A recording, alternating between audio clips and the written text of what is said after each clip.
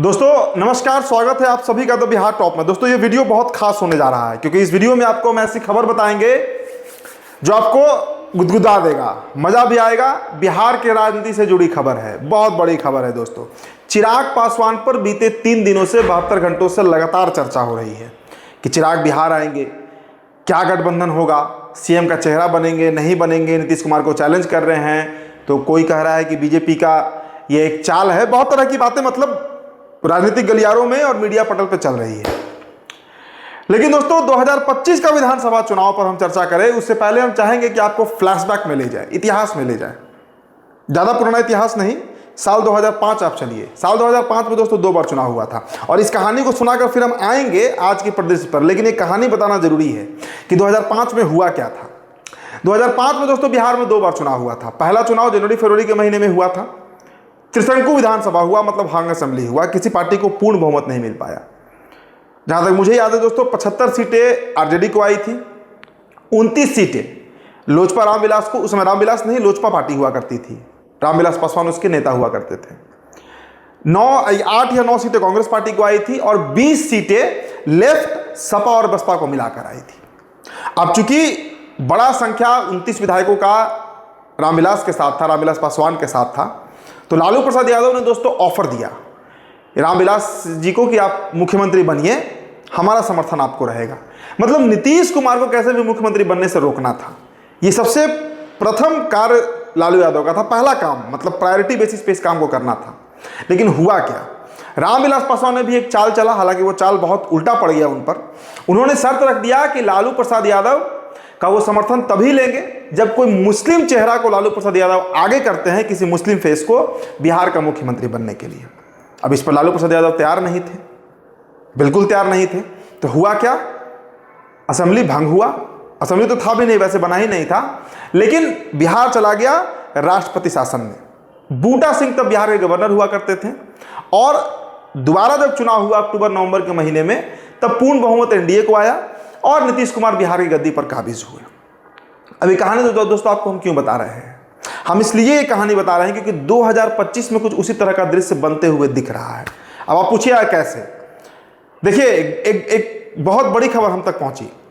खबर यह है कि चिराग पासवान जो बिहार आने की बात कर रहे हैं, खबर तो यह भी है कि जमुई के सिकंदरा सीट से वो विधानसभा चुनाव भी लड़ने वाले हैं। खबर तो चल रही है, जमुई जिला का सिकंदरा विधानसभा सीट।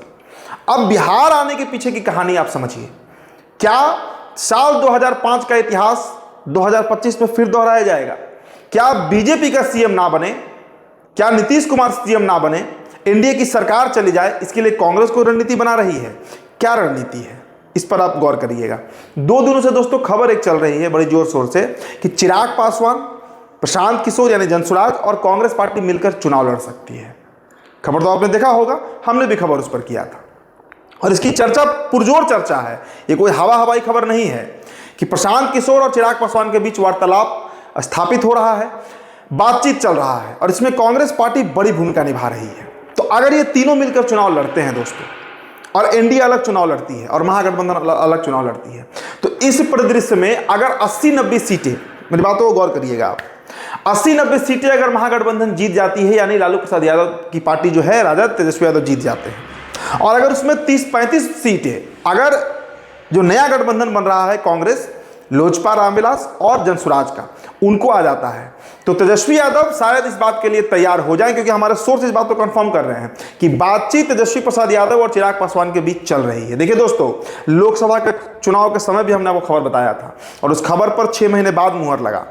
हमारी बातचीत चिराग पासवान के एक बेहद करीबी नेता से हुई थी पटना में। उन्होंने इस बात को कंफर्म किया था कि लोकसभा चुनाव के समय भी चिराग पासवान और लालू प्रसाद यादव की पार्टी राजद के बीच बातचीत हुई थी, तेजस्वी यादव के बीच बातचीत हुई थी 10 लोकसभा सीट को लेकर, 10 लोकसभा सीट।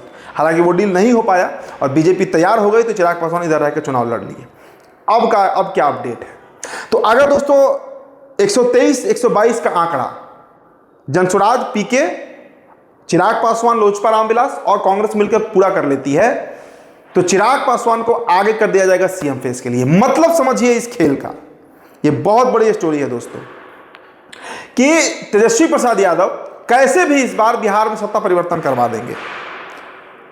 खुद सीएम बने ना बने चिराग को आगे कर देंगे, क्योंकि उनके पिता कर चुके हैं वो काम। ऐसा नहीं है कि बिहार में पहली बार होगा, ये काम पूर्व में हो चुका है।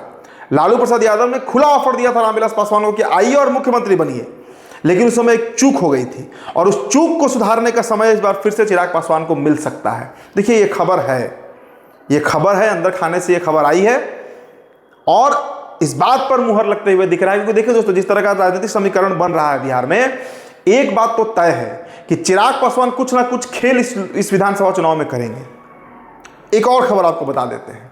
अब इसमें कांग्रेस की क्या भूमिका है? देखिए कांग्रेस इसमें सबसे प्रमुख भूमिका निभाते हुए दिख सकती है। कैसे?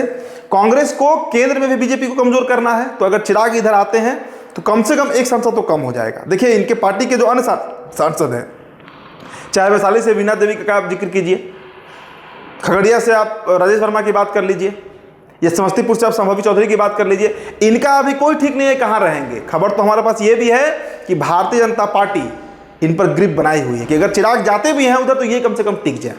अरुण भारती का नहीं कह सकते कि अरुण भारती किधर रहेंगे, ज़्यादा उम्मीद है कि अपने साले साहब के साथ ही रहेंगे, लेकिन जो बाकी 3 नेताओं की मैं बात कर रहा हूं ये केंद्र में रह सकते हैं, तो वहां भी झटका लग सकता है बीजेपी को अगर चिराग इधर आते हैं तो। और बिहार में एनडीए के रथ को रोक देना है, तो सबसे बड़ा जो विजय होगा और सबसे बड़ी बात कि कांग्रेस अपना सिंगल आइडेंटिटी जो है वो बिहार में सेटल कर लेगा। मैं सिंगल आइडेंटिटी की बात कर रहा हूं दोस्तों, मतलब कांग्रेस पार्टी जो है वो इस बात में सफल हो जाएगी रणनीति में जिस पर वो काम बीते 2 महीने से कर रही है। 14 फरवरी को जब से कृष्ण अल्लावरू बिहार आए हैं तब से कांग्रेस एक ही काम कर रही है, खुद को मजबूत करना, संगठन को मजबूत करना और बिहार में अपना एक सिंगल आइडेंटिटी बनाना। मतलब बिना तेजस्वी यादव भी कांग्रेस कुछ कर सकती है बिहार में बिना राजद के समर्थन के। ये बात इस बार दिखाना है कांग्रेस पार्टी को, क्योंकि 29 के लोकसभा चुनाव का टारगेट है बिहार कांग्रेस का। तो देखिए दोस्तों, कई तरह के समीकरण बन सकते हैं, बिगड़ सकते हैं, लेकिन एक बात बड़ा स्पष्ट है कि इस विधानसभा चुनाव में बिहार एक नई तरह की राजनीति देखेगा और शायद बिहार के 2 युवा नेता चिराग पासवान और तेजस्वी प्रसाद यादव एक मंच पर आते हुए दिख सकते हैं। इसकी बातचीत बड़ी जोर शोर से चल रही है। तो फिलहाल दोस्तों इस रिपोर्ट में इतना ही। मेरा नाम उदित तारण है, द बिहार टॉपर वीडियो आप देख रहे थे। बहुत बहुत शुक्रिया।